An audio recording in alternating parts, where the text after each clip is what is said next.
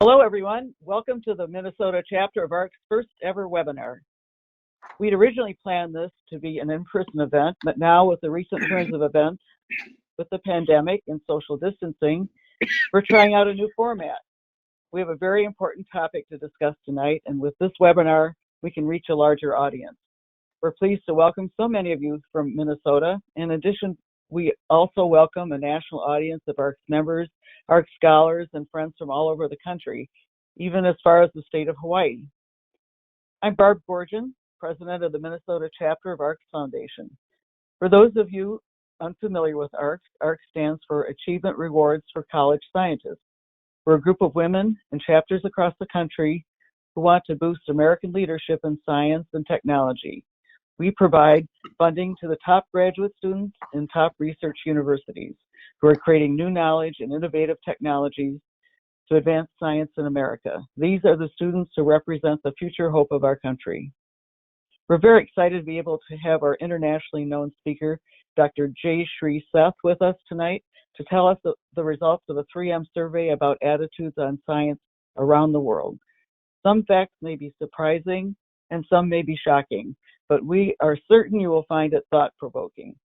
We hope this discussion will begin a dialogue of what we all can do to become science champions in our communities. Next slide, please.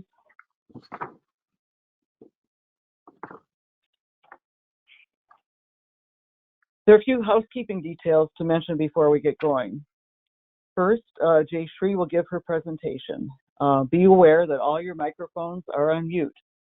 Instead of asking questions directly, please post your questions in the question section of the webinar control panel at any time. We will try to get as many answered as we can through the Q&A period after her talk.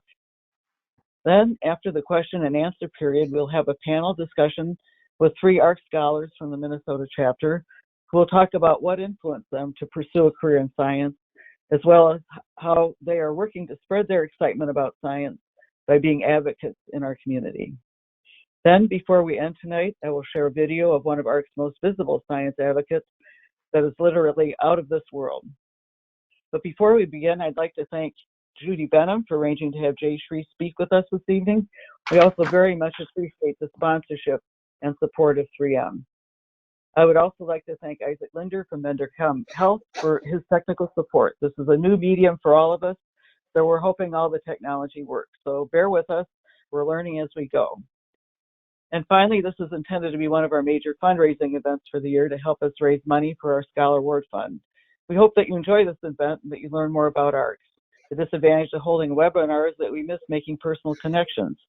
So we'll be reaching out after the meeting to let you know ways that you can help advance science in the U.S. and here in Minnesota through attending an event, become a member, or contributing to our Scholar Award Fund. Now I'd like to ask Judy Benham, our VP of University Relations, to introduce tonight's speaker. Judy, next slide, please.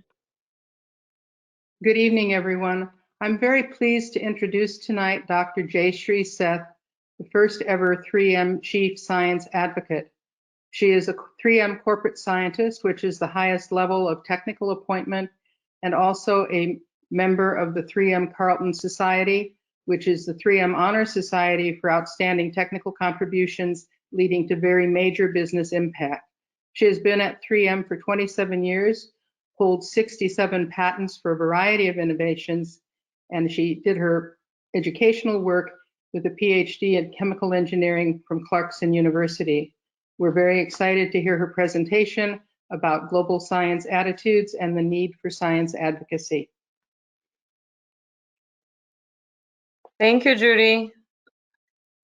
Thank you all who signed on for this Monday evening. Let me tell you, when Judy and I spoke at the ACS event that I talked about, the State of Science Index ad, we were so excited to come back in 2020 in March and talk to ARCS scholars about the 2020 results. I don't have to tell you what happened in March 2020, and here we are. So, in full disclosure, I should mention that I'm still going to be talking about the 2019 results because we really have not released our 2020 results yet. But it's very evident that the role of science is more important now than ever. So this is a great way to understand what the sort of baseline was. And then when later in the year, fingers crossed, when we launch our results, and we are also hoping to do a pulse on what's going on so that we can try and understand the sort of before Corona and after Corona views around science. So today what I'm going to be talking about are still our results from our first year and second year, and not the third year, which was going to be 2020. So I'll talk about 2018 and 2019. So before this coronavirus situation, we would definitely talk about why science is important in this format. I mean, if you look around us, natural resources, shifting demographics, the whole digitalization and the evolving economic landscape, that put together with the fact that by 2050, the world population is expected to surpass 9 billion, we know that science is more important than ever. And we at 3M, sorry, the slides again stuck. Hello? Ah, there it goes. So we at 3M, as you all know, really care about science. And I'm assuming I'm talking to an audience also that really cares a lot about science. So we wanted to understand what the world thought about science. At 3M, and for those of you who don't know, we are over $32 billion company. We're headquartered right here in St. Paul, Minnesota. We have sales in over 200 countries. We have labs in over 50 countries, and we hold more than 115,000 patents. And our science is basically the common thread across our businesses. It's our most distinguishing characteristics, and it's the foundational power behind our brand.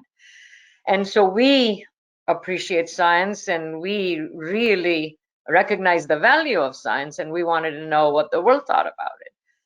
Interestingly enough, we didn't find a survey that covered what we wanted to sort of uncover, and nothing that we found was global in nature. So we decided to have a third-party survey done, and we call that the State of Science Index. So the question essentially was, what does the world think about science?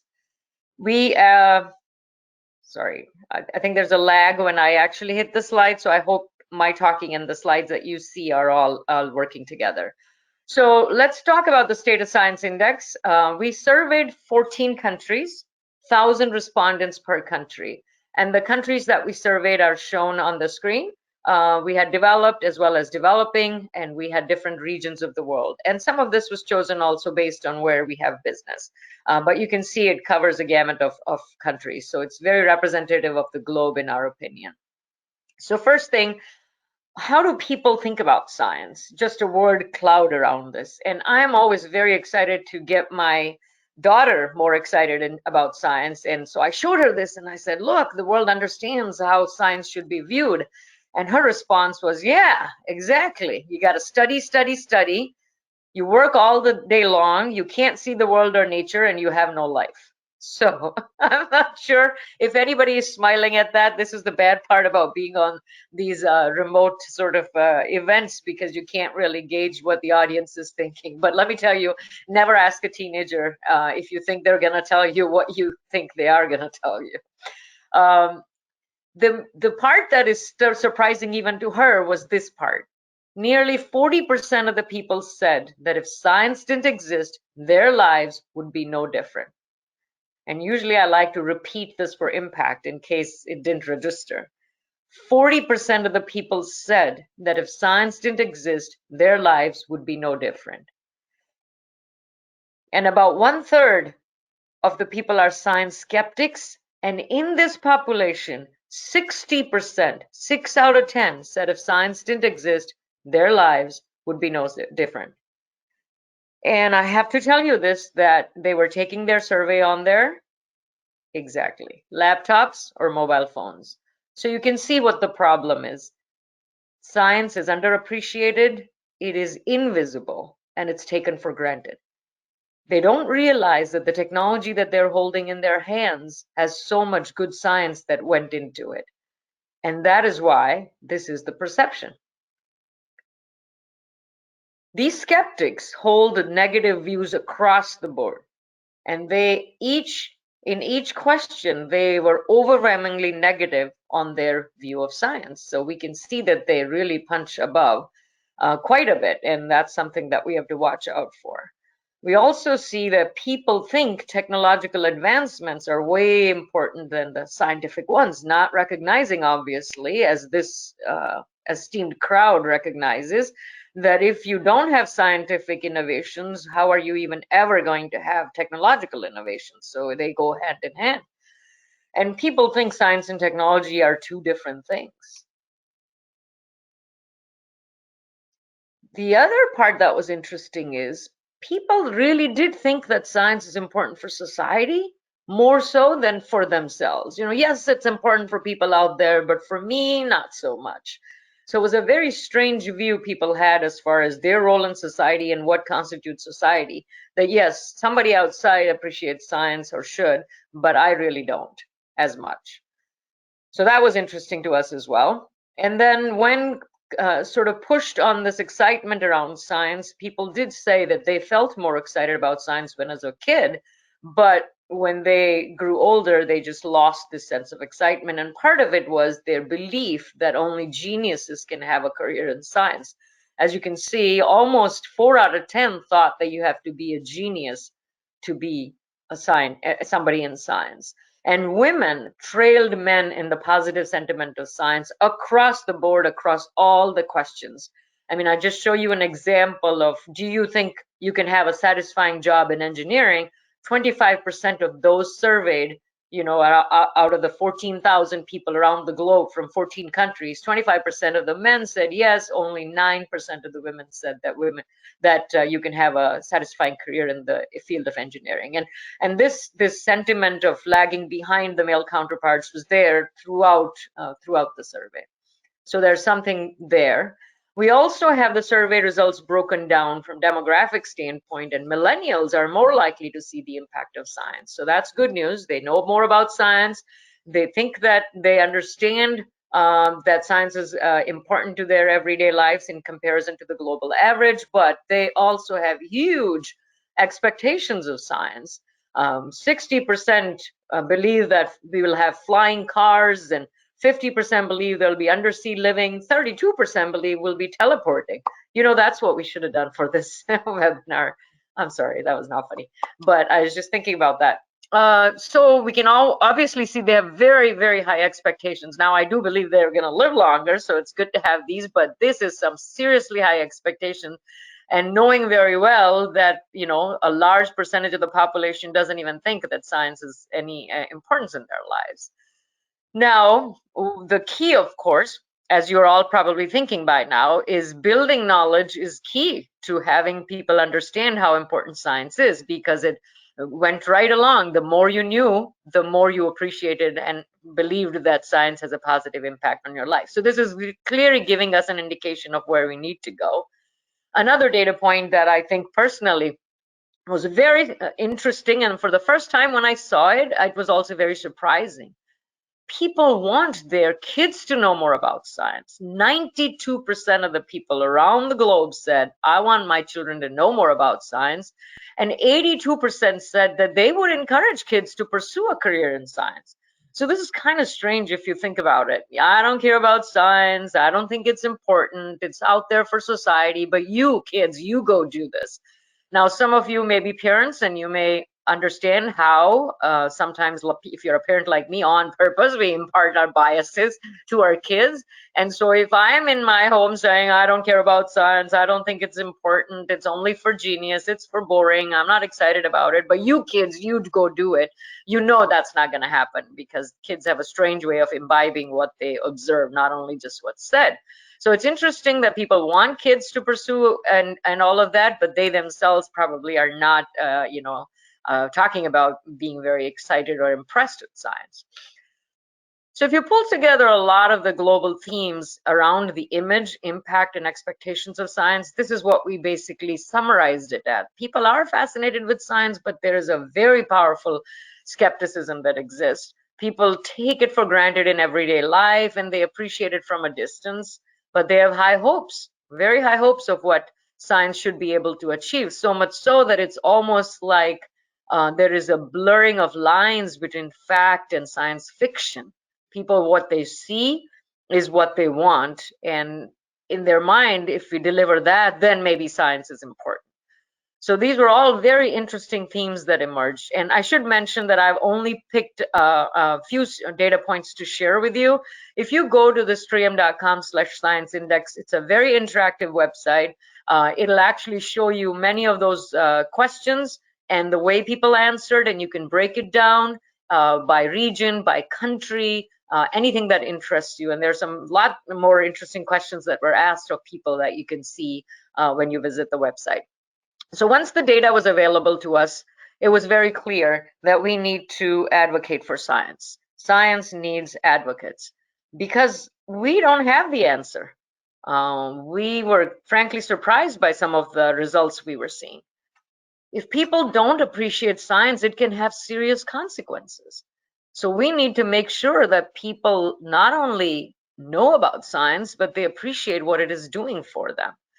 And I was called upon to be a chief science advocate in this after the results of this survey came out.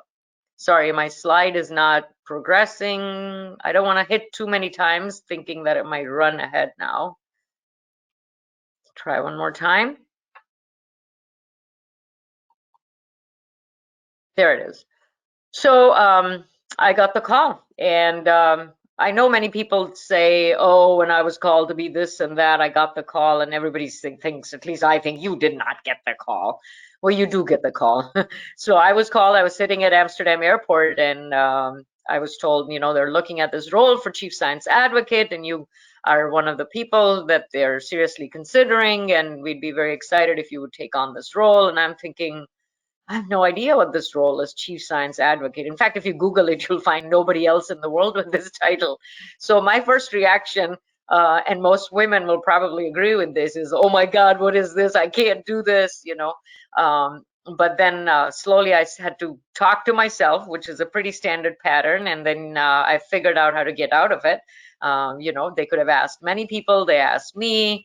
We'll figure this out. I've always figured things out in the past, you know, and so I said, yeah, I'll do it. And I can tell you this has been just an absolutely phenomenal role and appreciation of how difficult it is in order to convince people, right from kids to adults to skeptics, on how important science is in everyday life, despite seeing it all around you. And so that communication piece is also critical. So I broke it down essentially into A, B, and C, like any good engineer would. First is we just have to raise this awareness and appreciation. We may be so science-minded, all of us, that we may be missing the fact that most people are not aware and do not appreciate the role it plays. I mean, people are obviously getting up in the morning, using their clocks, going to the microwave, heating stuff up, getting into their cars, driving, using their GPS. I mean, all of that would not be possible without science. You know that, I know that, but obviously a lot of people don't, because they took the survey on laptops and devices and yet still did not think that science is important. So although it sounds so simple, I think this is very critical, that we need to raise the awareness and appreciation for where science is and what it has done and what we're doing. Second is about breaking down barriers. And this is not just the gender, but also a genius aspect. And both of those combined are actually pretty bad, because if you think about kids like my daughter was when she was in third grade, and the teacher asked them to draw a scientist. Out of 32 people in her class, only 2 of them drew a woman. One of them was my daughter, so that is exciting for me. But most people don't think of women as scientists. It's thank you, Albert Einstein, crazy hair, or some crazy movie where you have a mad scientist or a maverick scientist or a genius scientist or a loner scientist. crazy scientists, diabolical scientists. I mean, thank you, Hollywood. So really, some of this media is not doing a great job at breaking down these barriers and biases that may exist. So little girls don't aspire to be scientists because I'm not sure that they're seeing why they would if they see only males in that role and they see all these stereotypical sort of representations that they kind of observe through their movies and media. So there's something to be said about that. And then communication, providing the context on what scientists do and how science solves problems. And that seems to be missing. That's why people are able to say 32% that if science didn't exist, my life won't be any different. 60% among the skeptics saying the same, because they're obviously missing what scientists do and how science solves problems. So I think that's another part of it. So basically what we're doing is working on these three sort of vectors and trying to move the needle. But in all of this, we're not alone, and we need to foster a conversation because we don't have the answers. We have the survey data, and we want to foster that conversation so that people can jump in and also be advocates for science, each and every one of us, and that's important. Now, if the camera was working today, you would have seen me and you would have realized that I do not look like that. And Judy and Ingrid and others know that. This is actually the science of good makeup and lighting. And I am ever grateful for that, because let me tell you why. My daughter was very impressed with this picture. And that's when it hit me. She's always seen me sort of schlepping around and, you know, being the scientist. And she never thought of my role as this glamorous person. And when I got this makeup and got this picture taken and it turned out so cool, she was impressed. And that occurred to me at that time, is that we need to have images like this more prevalent, representing scientists over the white coat and colored liquid and crazy hair scientist. And so I am actually beginning to own this image, and I feel like I want to hide behind this all the time because I will do anything to impress my daughter. Many of you know that. Next slide is taking its own time, but it's year 2. So now 2018 is done and we were going into 2019 and the results came out. Let me share with you first a couple of things that we changed is the line of questioning, because now we have understood so much from year 1. We did not want to repeat most of those questions, so we changed those. And there was a slight shift in 2 of the countries that that we changed. But other than that, same thing. 14 countries, 1,000 respondents per country. Some of the questions were the same, but then we added a whole layer of questions, as you would, because as you're thinking about this, you're thinking, why? We got to get to the bottom of some of what's going on. So let me share you some results from 2019. It was very interesting. 87% of the people said, oh yeah, we need science to solve the world's biggest problems. So I may be taking science for granted, and I don't believe that it has any role to play in my everyday life, but I'm still thinking science needs to solve these biggest world problems for me. So it's not like people are down on science. People have high expectations of science. It's just that they, in their normal everyday life, totally take it for granted. We dug deeper and it seems like, you know, people want healthcare issues, climate change, renewable energy resources, all the kinds of things that you would think are important that science is working on. People want those to be solved by science. So this is good news. Now the problem comes in is if you ask them, will you stand up for science and debate its merit with others? Only 20% said they would. So this is kind of showing the makeup of this composite picture. People have huge expectations of science, but they're not sure they want to be one standing up for the merits of science because they don't sort of accept or understand, or it's invisible to them what has science delivered to them. But heck, I want science to solve the world's biggest problems. So that's there. There's also this piece about, remember how I mentioned 92% of the people said they want their kids to know more about science, and 82% globally said that they would encourage kids to pursue a career in science?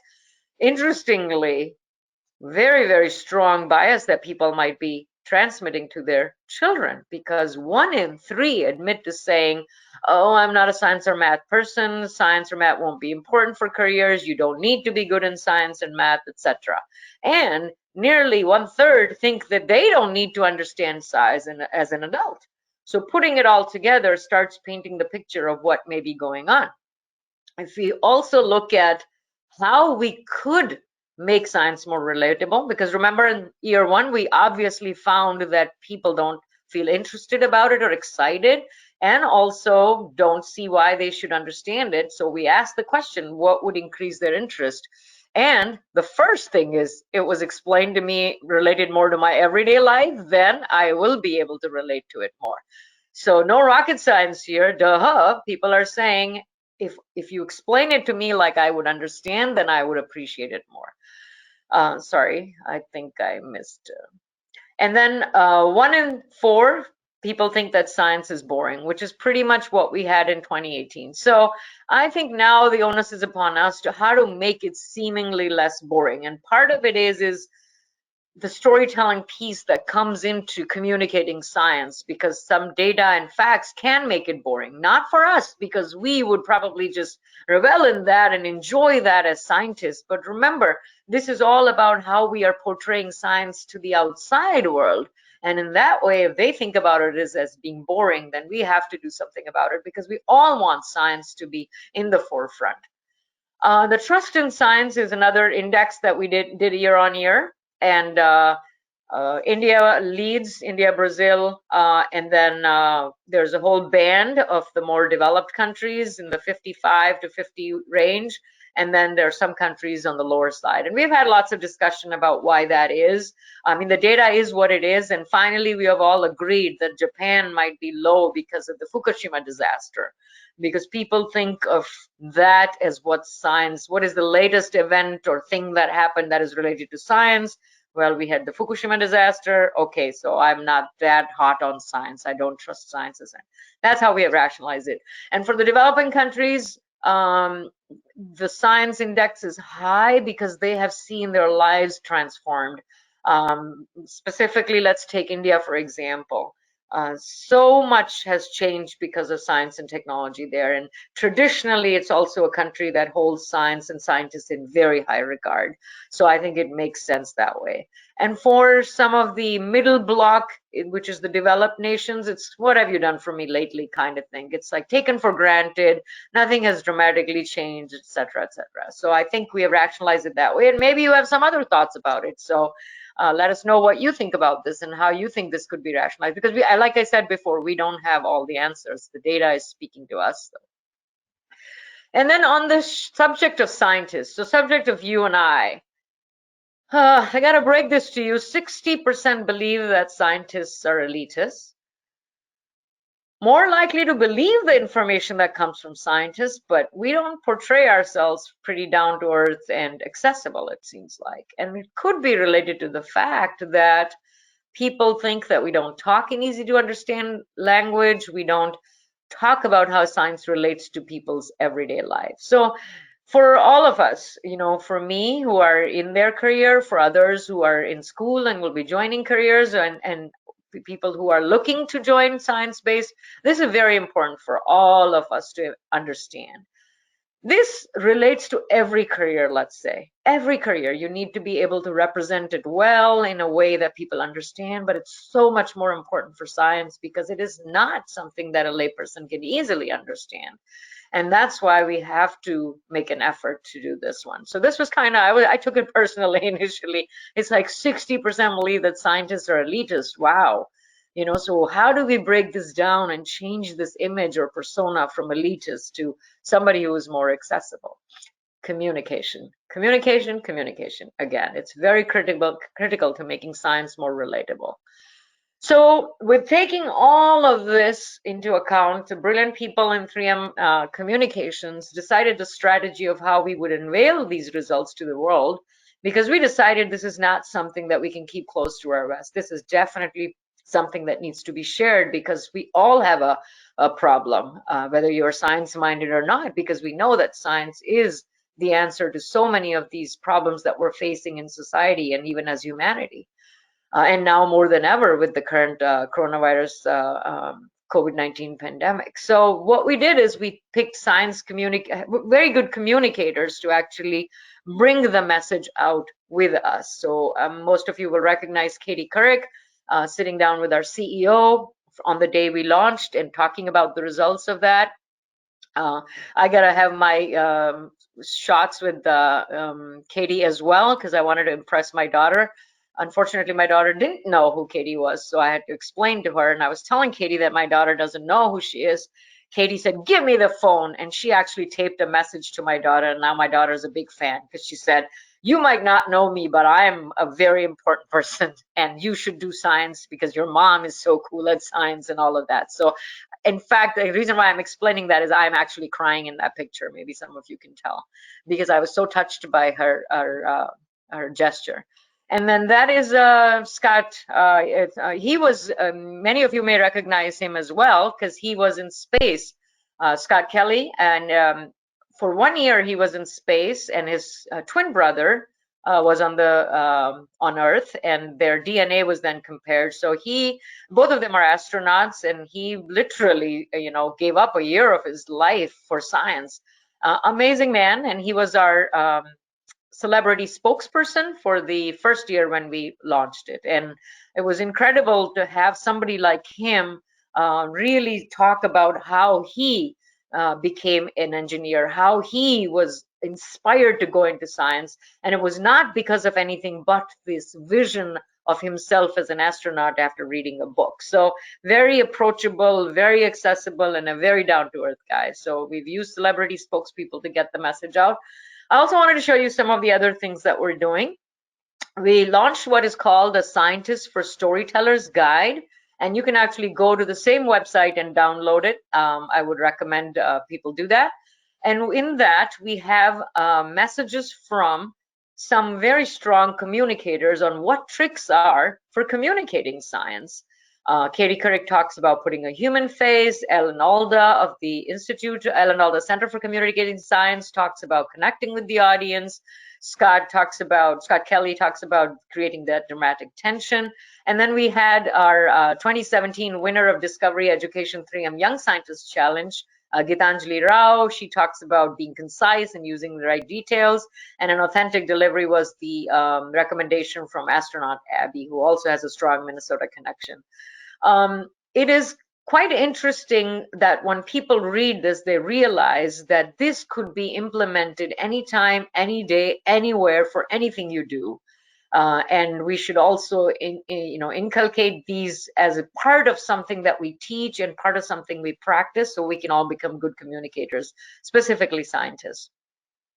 Another thing we did was to portray scientists as real people. Because remember, I just told you 58% said that scientists are elitists.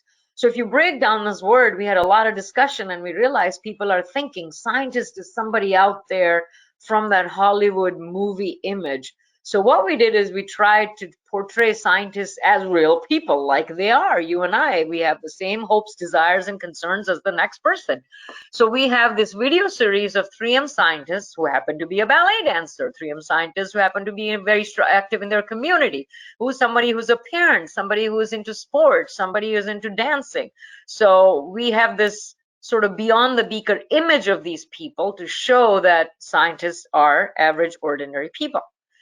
And then we also do this podcast, which is called Science Champions. So you may want to check out some of the early episodes, which talk about all this different data that we got in 2018 and 2019. And each of those data points, then we discuss with somebody fun and exciting and somebody who has a point of view. So we talk about the Kids Eye, and we talked to Gitanjali Rao there. She's the winner of the Young Scientist Challenge. We talked about the maker culture with an expert, or sparking a passion for science. We talked about faculty, talked to faculty. And we have lots of interesting people on this podcast. This was a very interesting experience for me. I didn't know how podcasts work, how you have to, ask the questions and things like that. So really has made me appreciate the whole idea of how people are communicating, what people are signing up on. I had actually not even heard a single podcast before this. So it's just opening up my view of how the world operates. And I think this is something that is very important. We are all maybe stuck in our own way, and we don't realize how the world is moving. So that's another big learning for me. Maybe some of you are way ahead, but for me, it was important. So when now came this opportunity where over 55 million US kids students are at home distance learning, what can we do? So I'm excited about this one. Just 2 weeks ago, we launched this. It's called Science at Home, and we do simple experiments. We all did it in our homes, DIY. You know, my son was running the camera for me, and I just did an experiment to show simple scientific principles and just reinforce those through these experiments that students can do and follow along.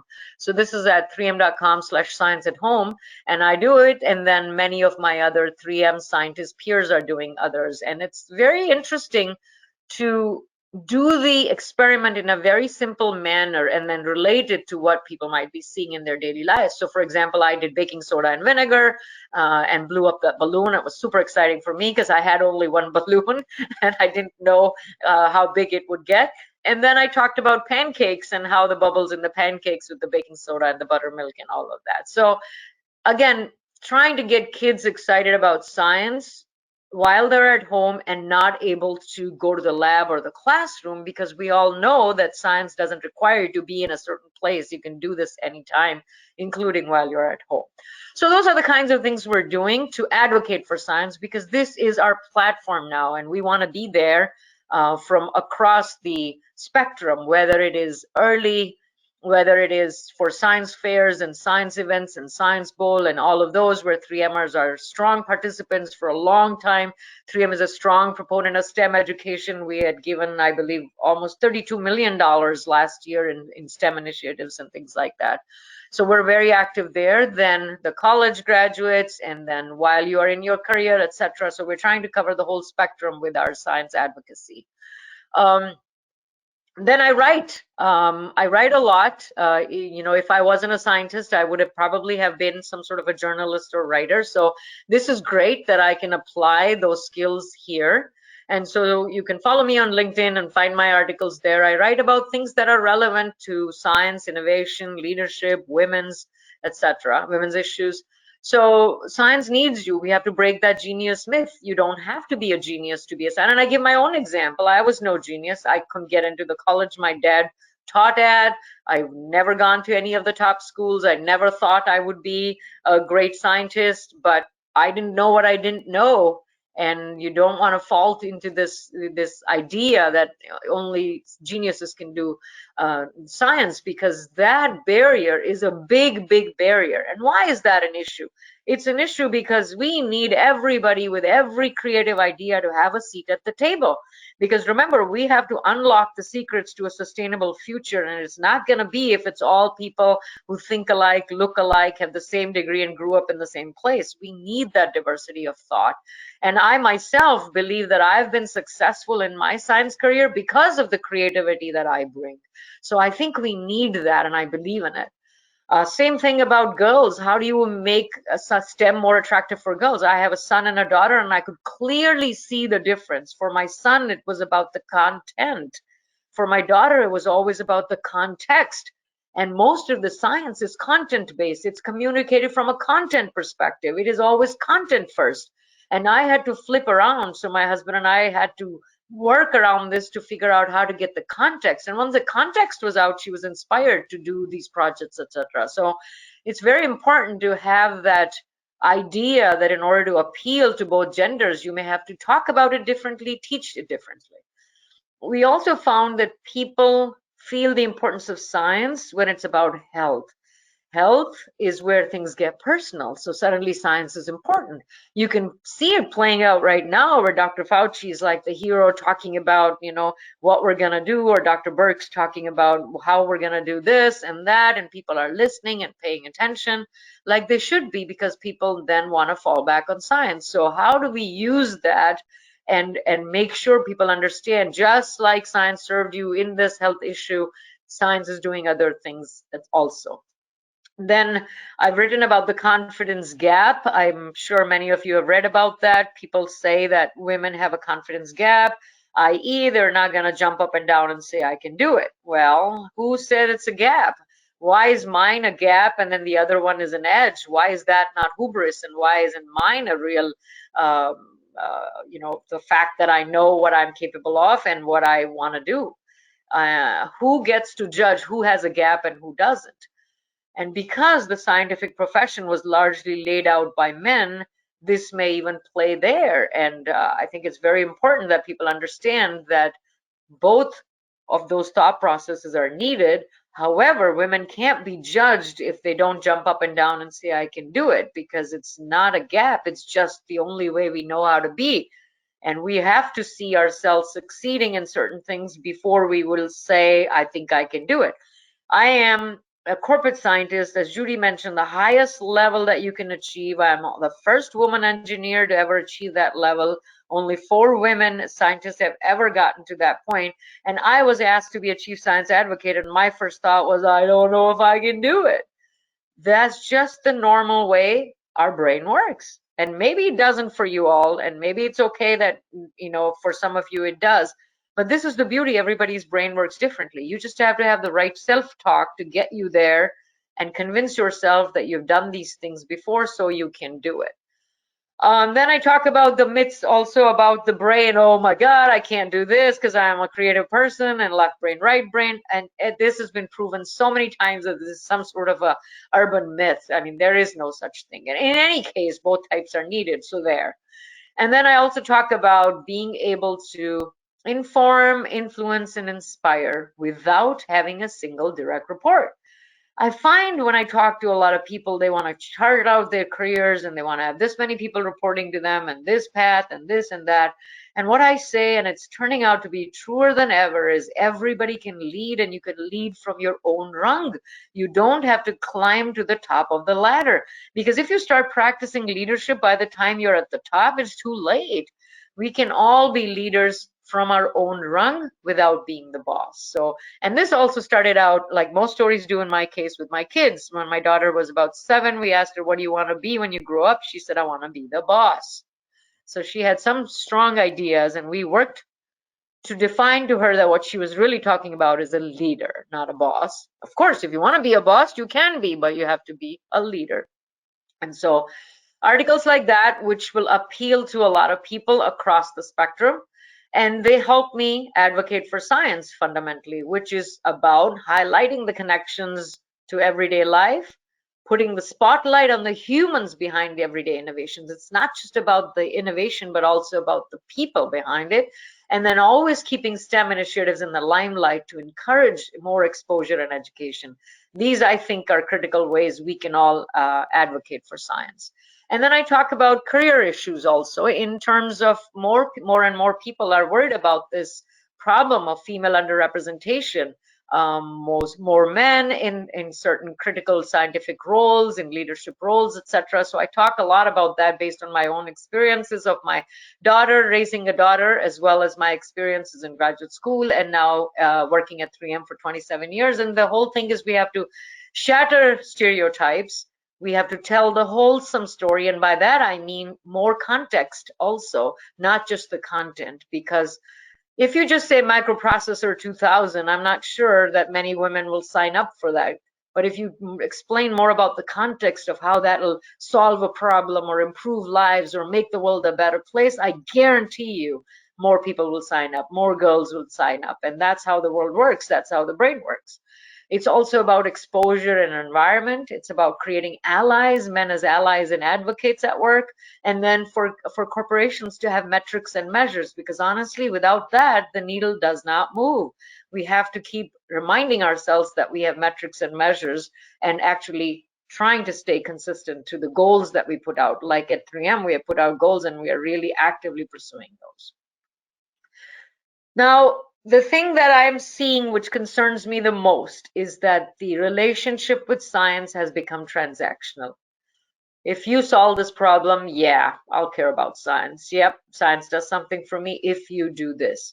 We all know science is not a belief system. 45%, almost half, said that they will only believe science that aligns with their personal belief. This is a wake-up call for all of us in the science community. So it is very important that we advocate for science. And I've given you my spiel, so what's the shtick really here? And my shtick is STEM. What I say that STEM is not important if we don't put humanities in there. So this is all about appealing to people in a way that we can actually appeal to people. And it's not going to be just the data and facts. It's going to be have the stories and the narrative. So that, I think, is really critical that we all start doing as we advocate for science, because it is not okay that half the world says that they will believe science that aligns with their personal beliefs. I think that is really eye-opening for all of us. So as I'm going around doing this, it perfectly meets the criteria for what we're talking about at 3M for our framework for sustainability. We want to do science for circular economy, we want to do science for addressing climate change, and then we want to do science for community, putting that human face on what we do, making a difference in the world through our support of STEM education, science advocacy, and really training and creating a more positive world and a world through science, and inspire more people like yourselves to join us in this endeavor based on the results of the 3M State of Science Index.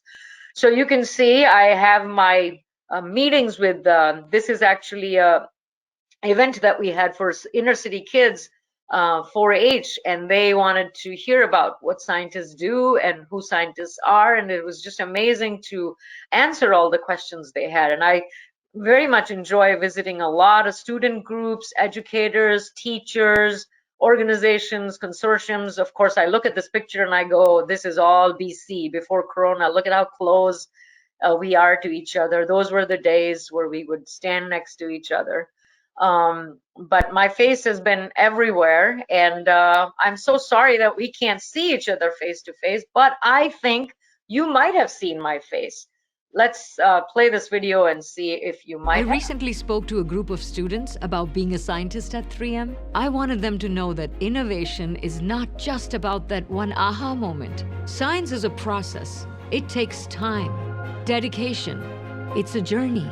We're constantly asking ourselves, how can we do things better and better? What we make has to work. We strive to protect you. At 3M, we're in pursuit of solutions that make people's lives better. So if you saw this, it was me. I was in the 3M commercials that have been recently playing. And with that, I will turn it over for questions, or are we doing the panel first? Sorry, I can't remember. Jayshree, hi, it's Ingrid. Hello. Thank you so much for that really enriching way you shared that very powerful data. I'm going to take just a minute here to ask you a few questions that we've gotten from the audience. And audience, if you want to put any more questions in, written questions in, that's fantastic. But can you hear me okay, Jayshree? Yes, I can. Thanks, Ingrid. Okay, perfect. So I'll just start out with maybe a grounding question. We had a question about how the 1,000 participants were selected and the countries were selected.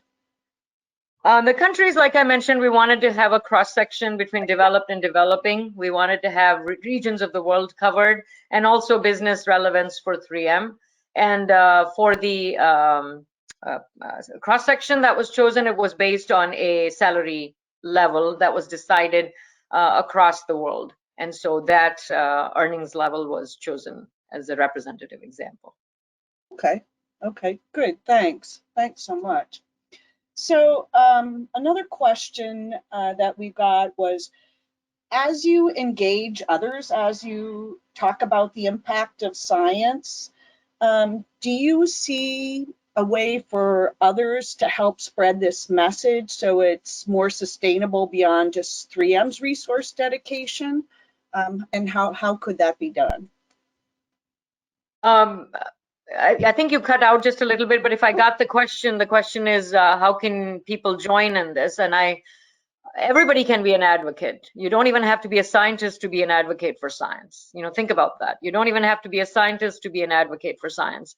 So go to 3m.com/science index, pick out the data points and results and reference it in your presentation, reference it in your discussions that you may be having. stand up for science and make it a part of a normal conversation. It seems like somehow it has become so much in the background, and that has led to this whole taken for granted situation. And I think we need to bring it back. We may even want to bring it back onto the dinner tables and things like that, so that people start talking about science as something that can raise the awareness level. Not everybody has to be scientifically educated, but at least some science literacy in general will help all of us. Because at the end of the day, if people don't believe in science or don't trust science or don't think it's important, then they're not gonna fund some of these things. They're not going to be supportive of these scientific endeavors. And that's where science community and science as a whole and our advancement will suffer. And we all know the sustainability challenges we have ahead of us as a society. And science is critical to that. Great, thank you. So we have another question about, do you think it's more important to focus these education efforts on science to adults or to youth? Or how do you reach both? What do you think? I think it's all of the above. Of course, the method and the ways you do it is different. I mean, most people, who are the way to address these issues with youth is more about getting them interested so that they would pursue some of these things, and even as their educational experience and their careers and things like that. For adults, it's more about critical thinking skills and what is something that is a reliable source and what isn't. And we all know what's going on these days, and you can find two views on anything. And so I think it's more about that critical mindset and also educating people about the scientific method. And that's the biggest rub I feel sometimes people have. Well, you said this is good and now you're saying bad.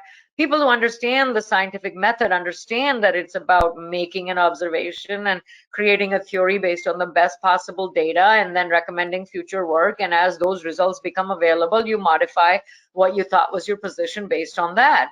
And people are like, well, how can you change your mind? No, we can. And so I think it's the fundamental education of the scientific method that I think is important for the adults. Excellent. Okay. We have a person in the audience who has been sharing your experience in talking about science, and they make a comment that for them, they find that one of the issues is just avoiding jargon, because when you use jargon, they were saying it can create a communication barrier and maybe promote that elitist perception. So the question is that something you address in your communication, or that you've also promoted with other scientists? It's a great idea not to lead with jargon, but I would also say we are not in the pursuit of dumbing down the science. So if that jargon is critical, I think you have to first build the narrative and then introduce the jargon and not repeat it so many times that people don't understand what it was all about. But I think the familiarity with the concept will be important to make the connection. And I think we don't give people enough credit. I think if we do a good job, I'm putting the onus on our community. I'm saying we need to do a better job. And we have to meet people where they're at. Because there's another question that I didn't share the results of, where most people thought they don't want to be talked at. And so how do you change the style to lead with the human impact of whatever we're talking about, building appropriate and ample narrative for them to be receptive to what you're going to say, and then introduce the concept. And I'm sure many of you have seen presentations by people that are phenomenal. They are deeply scientific, but the way they brought you into it and the way they talk through it, it all seems like you understand. And so the trick is there, and they use all the methodologies that we have laid out in that scientist storyteller's guide. And it's all about the positioning, the narrative, why I care, why I'm doing this. So now they appreciate the human, not just the scientist, and then going into it. Okay. So that's helpful. The helpful there. I have two last questions sort of related to our current situation with the coronavirus. the COVID situation. The first is we've heard that you and other 3M scientists are, as you talked about in your talk, supporting teachers with these experiments from home. Can you give us just a little more depth on the impact that is having, or what kind of response you're getting? Tell us how that is going a little bit more. Yeah, I mean, 3M is doing a lot, as you have probably heard, right? So we have doubled the production of our N95. We're going to double it again in 12 months. We have reprioritized and redirected it to the people that it needs to go to. We are fighting price gouging and fraud out there. We're collaborating with other companies to find solutions. And then we also gave $20 million for, vulnerable populations, healthcare workers, and medical research. Question was, what else can we do? What else can we do? And that's when we realized, over 1 billion students around the world, 50 million in US alone are at home. What can we do?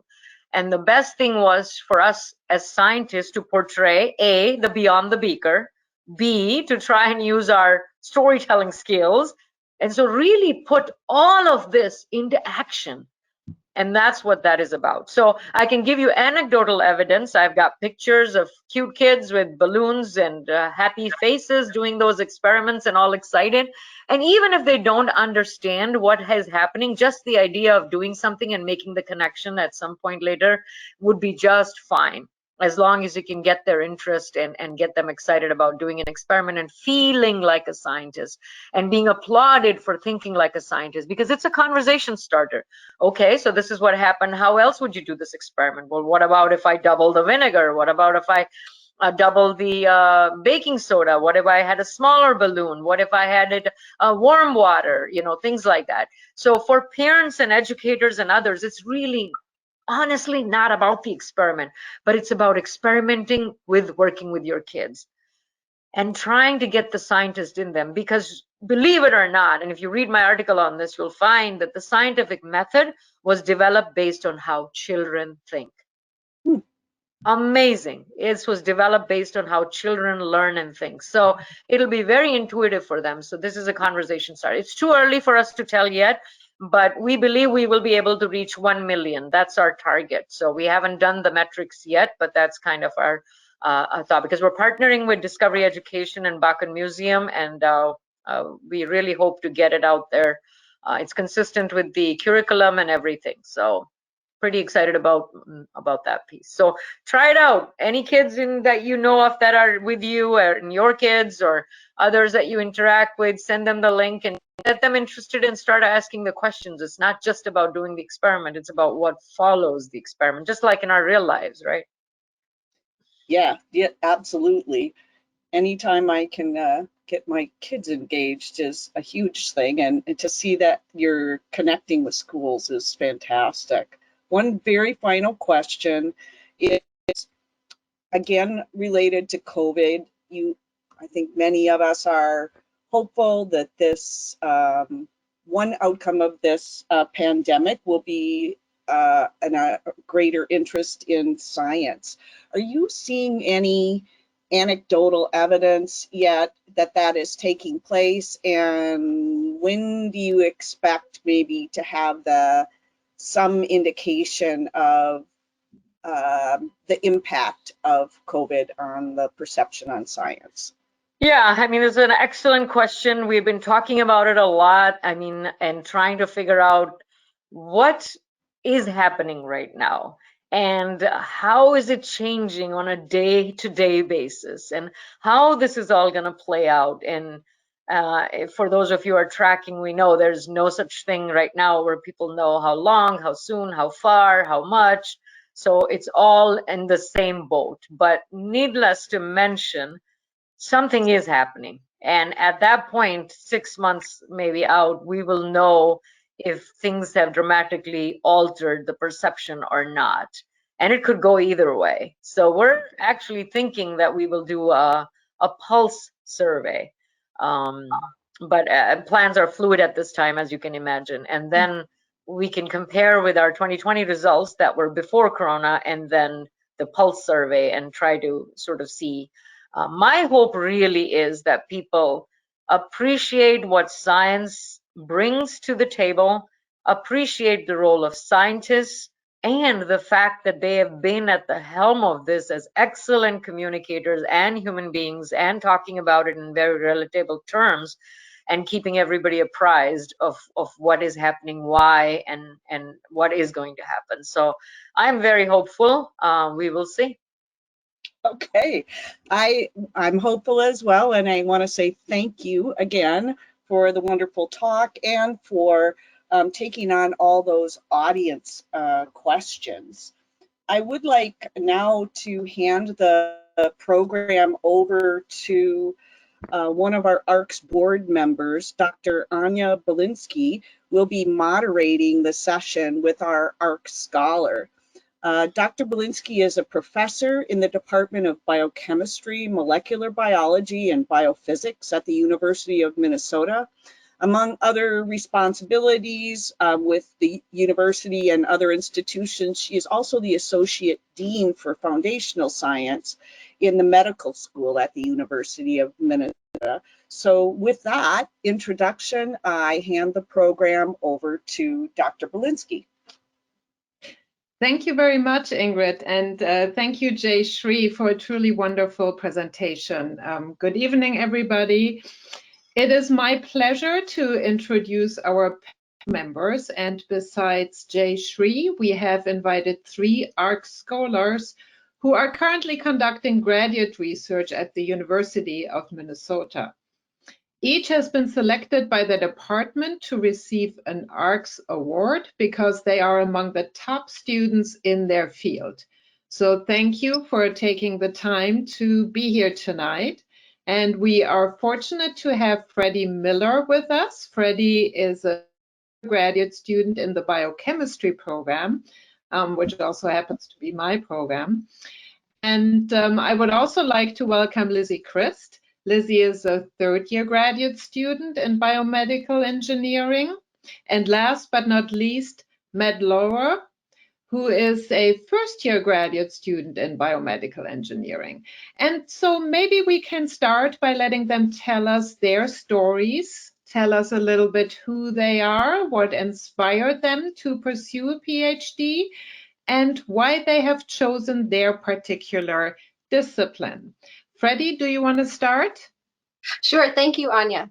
So like Anya said, I'm a 5th-year student in biochemistry, although I definitely took a circuitous route to get there. So in high school, my favorite classes were science and math, and I loved all my teachers, but I still didn't have a good idea of what it meant to actually be a scientist. The only jobs I knew about were a medical doctor or some obscure job working at the CDC, which I didn't really know what that meant. So I knew I was interested in it, but never really explored what career options there were.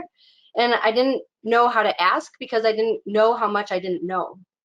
So I started out pre-med in college, but due to some personal circumstances that made the STEM classes too challenging at the time, I ended up switching gears to English literature, which is what I did my major in, where I got to read novels and write essays for credit. So that was great. I tried to make that into a career after I graduated. I did informational interviews, shadowed people at various teaching and marketing type jobs that would use that English major, but I never found anything that really clicked with me. So I worked as a barista and even in real estate for a long time until I had the opportunity to retake some of those classes at a local community college. And that's where I really started to come to life because I loved the classes. I made great connections with my instructors and eventually actually got a position as a lab tech for a lab at the University of Minnesota. And it was my experience in that lab that helped me prove to myself that that's really what I wanted to do for a career. And it was the skills and references there that got me into grad school. And when I got into grad school, I actually prioritized my lab dynamic over the research topic. And this resulted in a really great mentor relationship with my advisor and a fun and supportive working and educational environment. So now in grad school, I study how microbes like bacteria and fungi can do way cooler chemistry than humans ever could hope to do in a lab. These organisms use proteins and enzymes to do this cool chemistry, and I study those proteins and try and figure out all their inner workings so that eventually we can engineer them to make biologically active small molecules like custom antibiotics or anti-cancer medications. So in the end, I got to do really cool biotech research and with a wonderful team, and that's all. Thank you, Freddie. Yeah, that's very cool. I actually happen to know your advisor, and Mike Freeman is a fantastic person and a fantastic scientist. Lizzie. Oh, yeah. Hi, everyone. My name is Lizzie Christ, and I use the pronoun she, her. And I just want to thank all of you again for joining us tonight. As Anya mentioned, I'm a third-year graduate student in the Department of Biomedical Engineering, and I work in Dr. Dave Wood's Living Devices Lab. So our lab, we design technologies and develop models to study diseases like sickle cell disease, cancer, and lung fibrosis. And my project specifically tries to better understand breast cancer and how breast cancer cells travel throughout a patient's body, which is called metastasis. But my journey to get to where I am now, which is pursuing a career in science, it started sort of slightly later than most. Growing up, I didn't know much about engineering or designing technologies, and definitely not the intricacies of cancer. All I knew is that I love math and science. But I was super lucky to follow my older sister, Katie, to Washington University in St. Louis for college. She was on the pre-med track and had a ton of engineering friends. And so about 2 weeks before I started my freshman year at WashU, I was on the phone with Katie, and she told me she and her friends had come to a conclusion. They decided I was going to study biomedical engineering.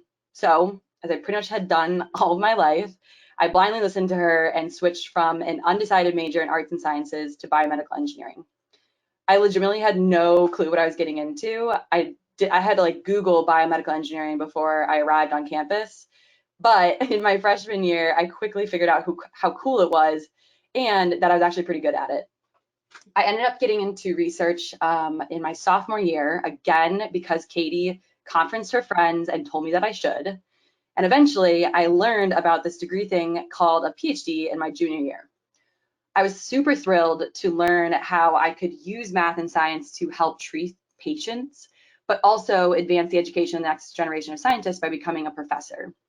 I had always known I wanted to teach, but with a PhD in biomedical engineering, I would get to both teach engineering to students and use it to help treat patients. And so this passion brought me to the University of Minnesota for graduate school, where I found such support for my research interest in cancer, as well as for teaching students in STEM education. And so I'm super excited to get into our discussion this evening about the need for science advocacy, because I would not be where I am without the help of, you guessed it, my sister, but also all of the other advocates who were not my sister and actually weren't even scientists themselves, and that they are the ones who helped pave my path over the last 25 years. Thank you, Lizzie. That's really great. I love cancer research, and I have to say the whole biomedical engineering edge on cancer research these days is truly fascinating. So Matt, can you tell us a little bit about yourself? Yeah, sure. Thanks, Anya. So as Anya mentioned, my name is Matt Lawler. I'm a first-year PhD student in biomedical engineering at the U. I guess to start off with, so I guess I was really fortunate to have a lot of science influence early in my life. So my dad's actually a professor at Texas A&M. He works in health kinesiology and does a lot of studying regarding skeletal muscle and the impacts of spaceflight and disuse on skeletal muscle integrity. And I think, you know, his focus on science and kind of bringing that more into everyday discussion was a big influence on me, as well as my uncle, who worked a long time as a Navy doctor in infectious diseases, and now actually is doing a lot of good work against kind of the COVID crisis at the University of Nebraska Medical Center. And those two people in particular were a really, really big influence. And I think it really pushed me towards thinking about doing biomedical engineering for undergrad, because I was also good at math and science and had interest in thinking about the human body as kind of, you know, problems that we need to solve, and thinking about it as, you know, this kind of system. And I think at first I also was really, you know, thinking about pre-med. I kind of wanted to use biomedical engineering, like my uncle did, as kind of a springboard to help understand disease from a problem-solving perspective and help enrich my abilities to be a better physician. But then I quickly realized I didn't really want to be a doctor. I think I felt very lukewarm about it. So I kind of got more into research. My dad was suggesting potential opportunities and, thinking about really what I wanted to do in research. And so I kind of worked in a number of different labs at like Texas A&M, as well as I ended up working at a lab at Georgia Tech for a few years, starting my sophomore year, looking at like wound healing and scarring in that context. And I also did an internship too after my junior year with this company working with like super absorbent gels. So I was kind of a bit like all over the map in terms of a little bit of chemistry and biology and engineering kind of mixed together. And I had some idea that I wanted to kind of get into like tissue engineering, but I didn't like really know. I applied to some master's programs and I got into some, but I didn't really understand what I was doing. And so I decided, what, I'm gonna take some time off. I'm gonna think about, what my trajectory is. And I had a bunch of interviews, when I was looking to get a job, and I had an interview with the company. They were a startup, I think out of Philadelphia, that was working with making bioprinters, which I had not really heard of before, because I had an interest in biomaterials and tissue engineering, but I never really heard of like using 3D printing to actually help make like artificial organs and like custom made materials and that kind of stuff in the biological context. And hearing about this was kind of like, it was eye opening to me, and it kind of pushed me towards new opportunities in that area. So I started reading a lot about it. I was really fortunate that the job I had after undergrad was a small business innovation research experience back home in Texas, where I'm from, where I was working a lot with 3D printing as well as bioprinting, and getting to get more into like understanding tissue engineering, getting to read literature, and getting to look up professors I was interested in. And I also realized at that time that I wanted to go back to school, but also do a PhD. At first, I wasn't very confident. I think after undergrad and doing a PhD, I wasn't really sure that I could do that full commitment. But after thinking about it and getting to work in industry, I realized that was the path that I could take, and I felt more confident about it. So I now work in Dr. Mike McAlpine's lab in mechanical engineering at the U. So he focuses a lot on 3D printing for biological applications, 3D printing like soft sensors, 3D printing on the skin, 3D printing artificial tissues. So my focus is on transforming stem cells into different cardiac cell types like cardiomyocytes, endothelial cells, using programmable drug capsules in a 3D printed platform. So basically these drug capsules, they have certain factors or bioactive agents, which when presented in a specific place and time will allow the stem cells to turn into the desired cell types that we want. And using 3D printing plus a laser source, it actually allow this to happen. And it's a project that combines a lot of experiences I've had in the past, and I felt like it's been fruitful so far. It's been a great culmination of kind of what I've built up to this point. I'm looking forward to doing more work in that in the future. Thank you, Matt. So just as for Lizzie, family support was important. And also thank you for mentioning confidence, from a male perspective. I think confidence, being confident enough to do science is important for everybody, regardless of gender. I want to switch gears a little bit and would like to ask you to tell us what the opportunities are that you currently have to become science advocates, and why is science advocacy so important to you? Freddie, do you want to start? Sure. So the main thing that drove me to science advocacy when I was in grad school and doing this outreach was looking back at my own past and realizing that part of what delayed me so much and put me on that scenic route to science was realizing that, one, I didn't know what I didn't know when I was younger, and two, that I didn't have anyone to tell me or talk me through a STEM career. And so I wanted to be that person for someone else. And it was actually during my preliminary exams in my second year of grad school, so was the worst time of grad school, when everything was hard and I was super stressed out. And I reached out to my favorite high school biology teacher and just cold called her and asked her if she had any volunteer opportunities. And so we met for dinner, and she told me all about this new research program they were creating at the high school, which was my old high school. And I got to get in on the ground floor of this amazing class. And in this class, all the students, it's juniors and seniors mostly in high school, they're responsible for coming up with their own research question in any STEM field that they want. So anything from biology to computer science, anything.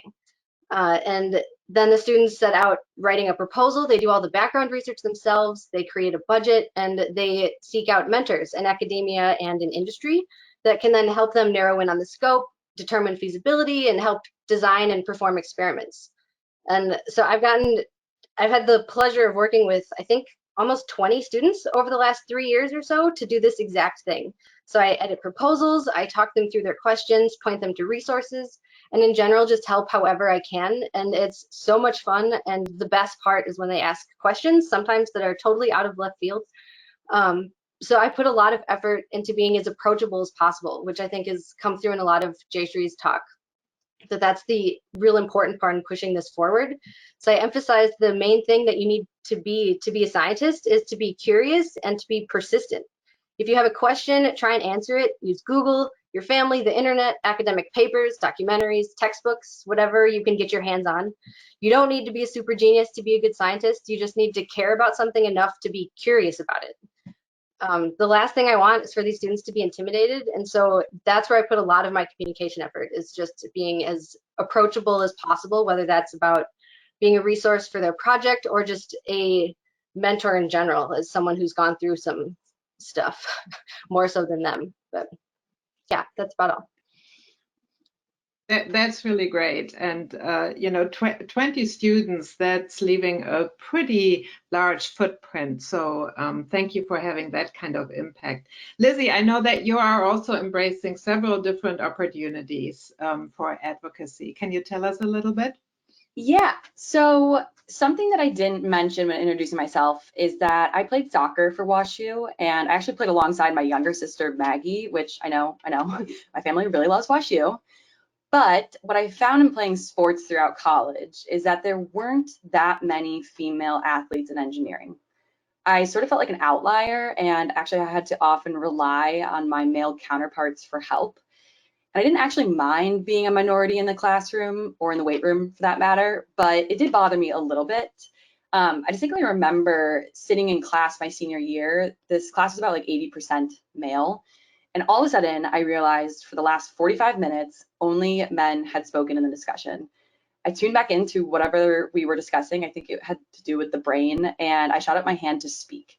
I didn't actually have an intelligent comment to make or a compelling question to ask, but I decided that it was more important that a woman spoke up than it was for me to wait until I had the absolutely correct answer or the perfect question.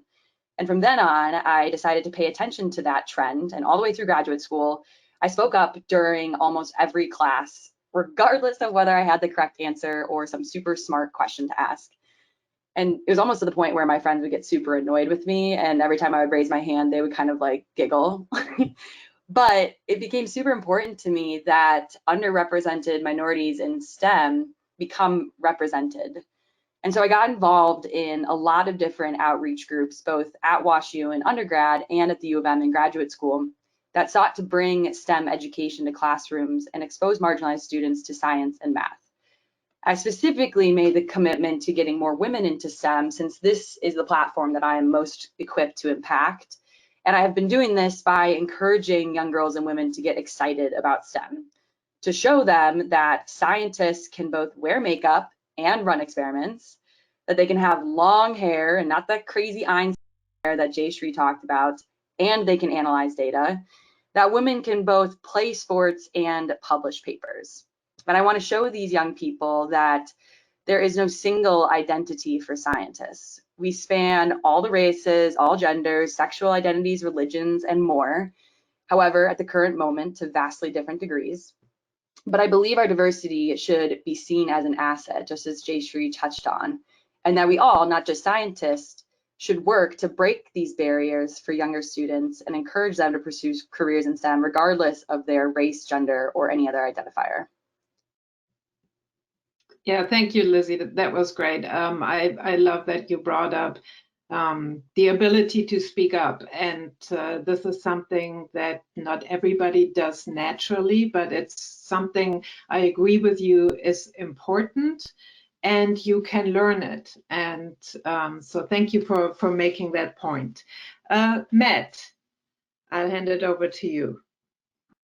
Yeah, so as I mentioned, I had a dad who was a professor and a mom as well who had a master's and worked a long time as a registered dietitian. So I was very fortunate to come from a family that definitely emphasized science and education. I felt like I had a lot of guidance towards appreciating science and being immersed in this area. But I kind of realized more and more as I grew up that there are a lot of people that are not as fortunate, and I was thinking a lot about people who maybe are capable of doing great science, but they don't know it. They feel maybe they're not doing well in school. They have certain issues at home during their development, and they don't feel compelled to go down the science path or feel enthusiastic about science. And I kind of wonder about myself, like what if I was in a different situation, and I needed that extra guidance. What if I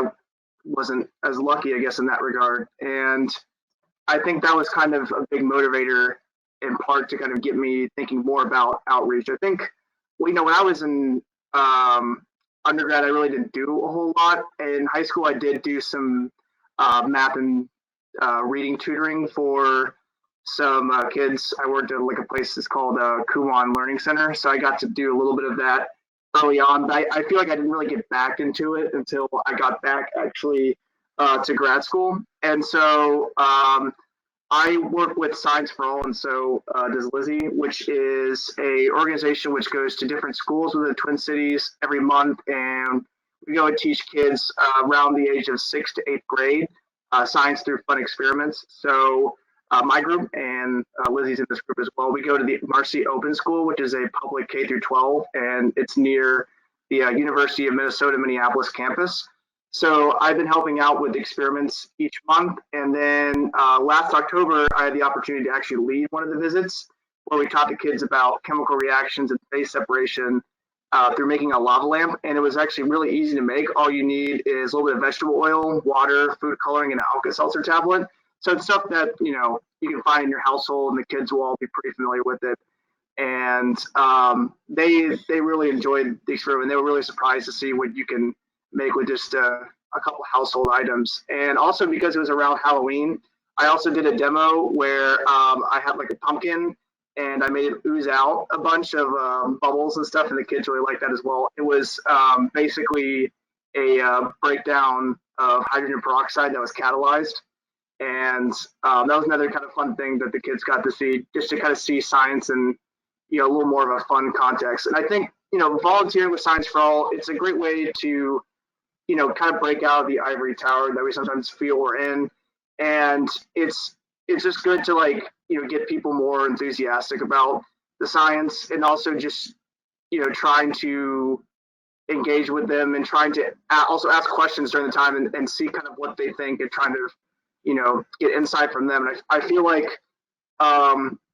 every time I go, I feel like they're more enthusiastic about us coming, and I think that's a really great thing to see. Is when they see us with our white T-shirts coming in the classroom, like, oh, the Science for All people are here, and I think that's a really great thing to see, that they're excited about having us come and try to teach them science through experiments, and get some different exposure that way.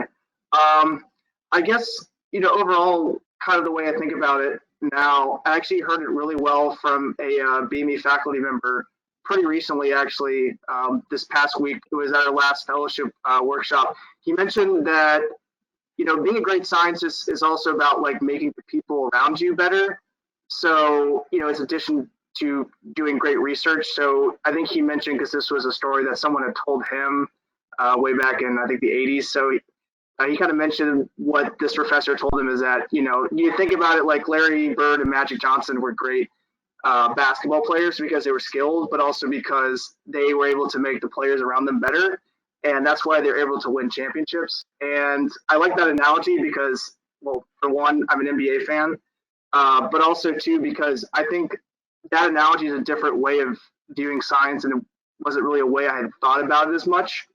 And, it's not just about publishing papers and doing research for the better society, which is important, but it's also about how do you make other people around you more scientifically literate, more enthusiastic about science, as well as, helping people who are really interested in the field become better scientists. So, I think that's a really important aspect is, trying to improve the world around you and try to improve, I guess, people's scientific literacy and ability.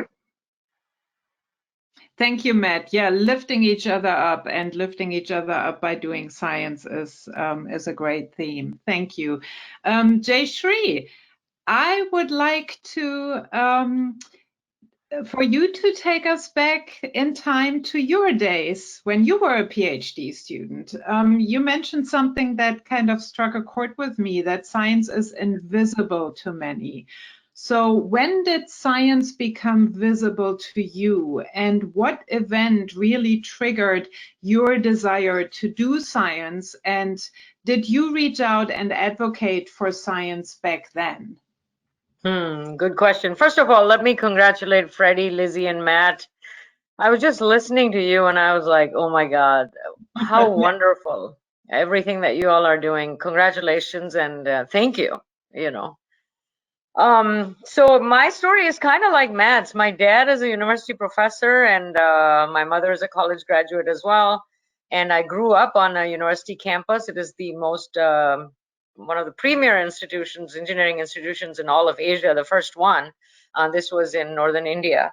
And everybody in the town whose parents were professors or at the university, and my dad was a civil engineering professor, the kids were encouraged to go into science. And when I mean encouraged, I don't know if there are any Indians in the audience, strongly encouraged.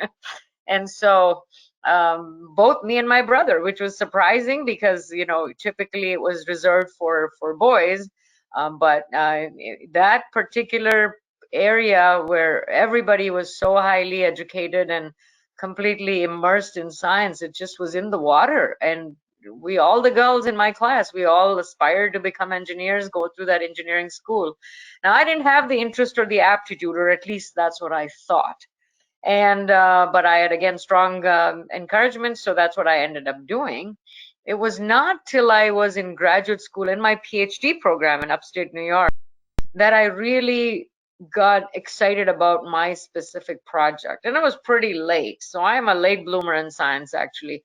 Pretty much the whole beginning part was because of my parents' encouragement to become an engineer. So my brother is an engineer, I'm an engineer. But when I really got the contextual understanding, something really clicked in me. And for my PhD project, it just burned this fire. And I was so excited to do all these experiments because I felt like I was making a difference and all of that. And what really brought it together for me is that writing came easy to me. And that was the one thing people complained about the most. I was in a lab with, I think, 16 people, 15 guys and me, and was constant complaining about having to write. And I was churning out papers like you won't believe. So I realized that, wow, constructing this whole narrative around what you're going to do, why you're going to do it, why is it important, then putting your data in perspective, discussing those results, and then figuring out what to do next was something that I really liked. And I didn't realize that's what science is. And a huge part of your success in science is your ability to think through that critically and communicate it and all that. So I was very much a late bloomer. And then when I joined 3M, I was part of different groups where we would have mentoring sessions and this and that, but I never actually did this external advocacy for science till my children were in science programs and such. And my daughter came home one day and said, I don't want to be in mad science. I'm not a nerd. And that's when it hit me. It's like me and my husband, both PhDs, and her saying that. That's when it slowly started clicking for me. So I was pretty much in my cocoon thinking everybody cares about science, science is important, and this and that, till it hit home, literally.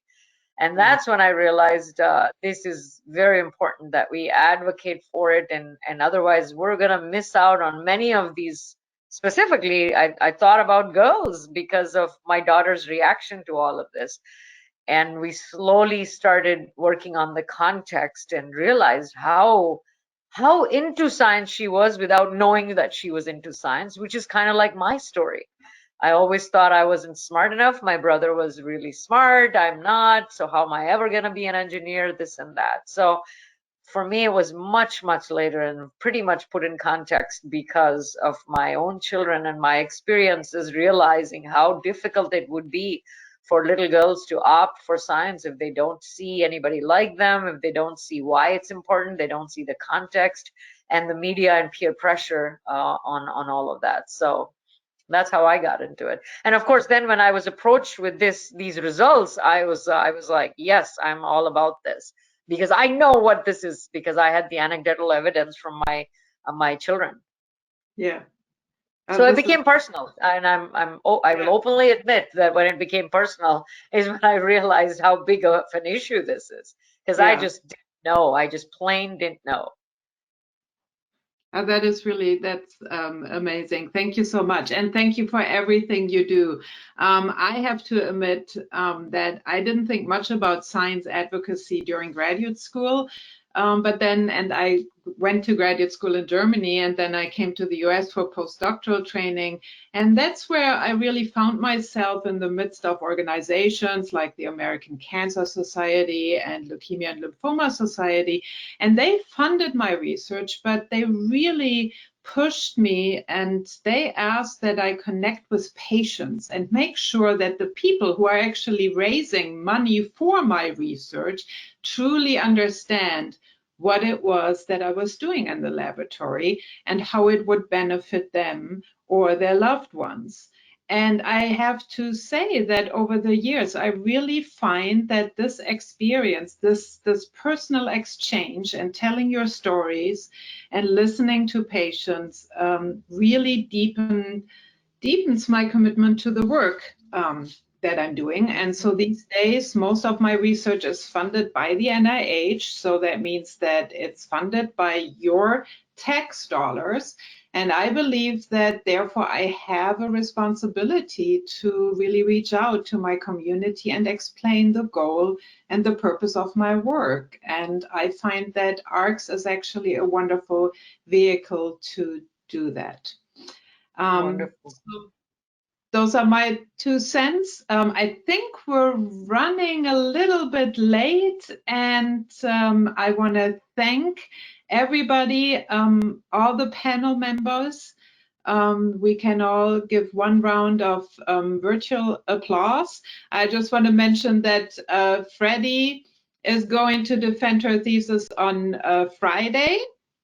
And I also like to thank Judy Benham and Ingrid Blair, our director Bob Gorgon, for organizing this fantastic event. And I would like to acknowledge Isaac Linder for technical support. And now I give it back to Barb for closing remarks. Thank you, everybody. Thank you, Anya, and thank you, everyone, for putting a human face on science. We really appreciate all of your remarks tonight.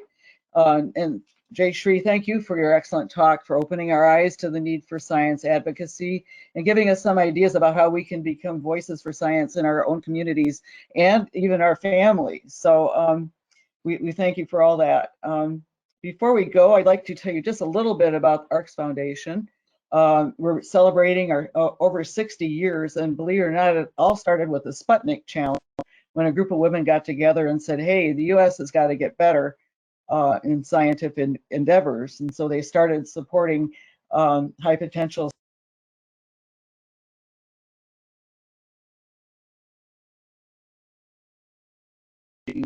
and this is a model that's worked then, and it continues to work and be needed today. Next slide, please. We are fortunate to have a very prominent scholar alum that we've just voted into our Hall of Fame.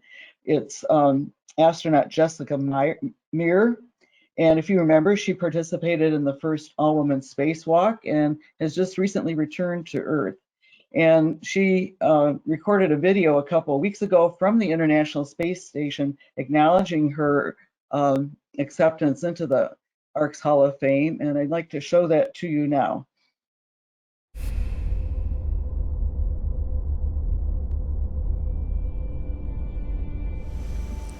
Hello, ARCS members. I'm NASA astronaut Jessica Meir, currently living and working aboard the International Space Station.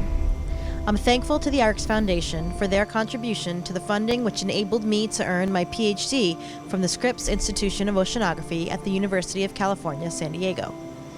This crucial stepping stone launched my previous career in academia as a comparative physiologist and brought me one step closer toward achieving my dreams of becoming an astronaut and going to space. It has been a simply incredible experience to perform research in microgravity that will ultimately benefit people on Earth and allow us to explore further into space. The possibilities are endless. Thank you, ARCS Foundation. I am honored to be inducted into the Alumni Hall of Fame. Science and exploration are only possible with robust support and consistent opportunities. Thank you for your significant efforts in enabling graduate students across the nation.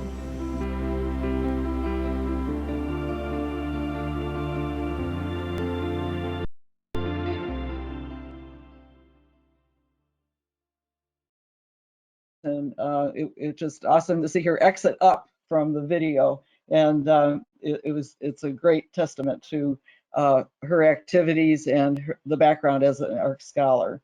And she's a terrific role model and advocate for science all over the world. Next slide, please. ARCS over the years has had a great national impact. Over $110 million have been given to 10,000 students over its 60-year history. We have 15 chapters of students all over the US and 51 top US research institutions. Next slide. And Minnesota is one of the newest chapters, and we focus around the ARC scholars, but the longer I've been with ARCS, the more I realize that it takes a village to support a scientist. And so in Minnesota, as if with chapters all over the country, we have centered around the ARC scholars that we have, but we connect the University of Minnesota, industry, the community, and our ARCS chapter members all come in to support the ARC scholars. But as you can see and hear from our ARC students, they're just terrific communicators, and we learn from them every day. And so it works both ways. The ARC scholars become ambassadors for science in the community. They explain the research to the general public, and it encourages them to think about how to explain advanced science concepts in terms everyone can understand. And these are the important skills that Jay Shri has talked about. And our students have definitely learned that story and have taught us how to communicate as well. So next slide, please. There's a couple ways that you can help. If you like what you heard, saw, and learned tonight, there are many ways you can help and support ARCS in Minnesota. Women can become members of ARCS. ARCS members become friends with the students and each other. We develop relationships with the students that last even after they leave the university. The ARCS scholars develop strong ties to the community. Several of our graduates are now working in research scientists in local companies, and many are ARCS members themselves. You can also make a donation of any amount to our Chapter Scholar Award Fund. We're an all-volunteer organization, so 100% of the money raised in Minnesota for the Scholar Award Fund goes directly to University of Minnesota students. You can attend other chapter events. We sponsor a lot of different events in a variety of venues with top speakers, just like this one. And you can get on our mailing list and support us by attending events.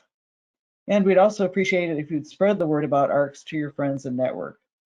We hold a series of informal get-togethers with people around the Twin Cities in support of looking to support ARCS. And if you're interested, let us know and we'll invite you to our next event. Finally, next slide. As you exit, you will be asked to complete a survey. We'd appreciate it if you would please fill it out so it would help us in planning future events. And if you wish to review the talk or the slides, We'll be sending out a link to a video recording of this webinar by email. And Jay Shree has agreed to answer the questions that were not, we didn't have a chance to ask in this presentation, and we will get those out to you by email as well. We very much appreciate your attendance tonight and this participation in this first ever webinar. We thank you for joining us. Stay well and be safe, everyone. Thank you for joining us this evening. Thank you all. Thank you.